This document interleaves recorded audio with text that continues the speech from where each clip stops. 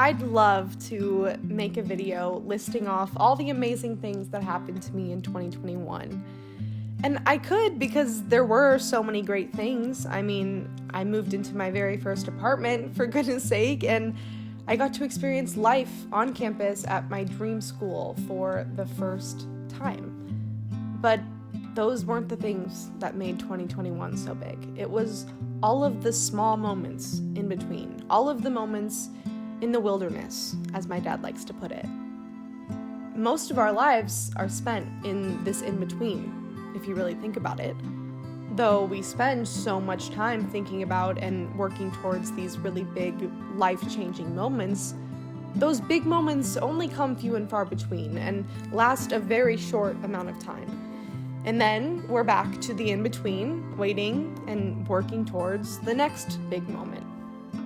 We're never taught to get good at being in this in-between, but we spend most of our lives here, and I get it. It can be very hard to live in this in-between, but it's in these times where we really get to define who we are and what we want out of life, since, again, we spend most of our life here. There were many times in 2021 where I wanted to give up. There were many times where I had the opportunity to fall back into an old, unhealthy pattern and lead myself down a rabbit hole that would have been torturous to try to find my way out of. But I didn't. And that is why this year was so big for me, because I showed up for myself, even when I didn't want to, and in ways that I never even knew possible. Never have I ever been able to be alone with myself, and I mean really alone, not just physically without another human, but sitting with my thoughts without any distraction, kind of alone, and find peace inside of my own mind. Though I've always enjoyed being physically alone, being alone inside of my own mind for years was the scariest place for me to be. And this was the year where I tackled that. I did the thing. I made the change. I was tired of being terrified of my own company. I was tired of running from myself. I wanted to be my most favorite of companions. I wanted to want to be alone inside of my own mind because I knew it was where I could find the most comforting of refuge. I don't think people realize how much energy it takes to beat yourself up all day, every day.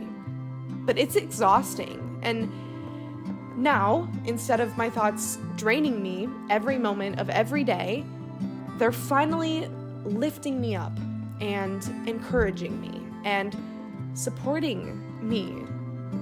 This was the year of allowing myself the space to work through and really sit in and feel all of my emotions. I am no longer afraid of uncomfortable emotions because I know I will give myself the time and space to feel them, and I also know that as long as I do that, they will pass. Happiness is not found in avoiding hard things. That is impossible. It's found in knowing your worth is unshakable and you can navigate anything life throws at you.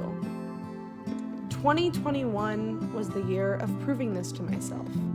2021 was a year of choosing me, and not just doing all the things I wanted to do type of choosing me, but doing a lot of things I didn't want to do type of choosing me. I finally took action in pursuing the relationship with myself that I've always wanted, and for that, I am so proud of myself. So here's to another year of getting to know me better. It's been a ride, but I think I'm ready to do it again. So let's do this, 2022.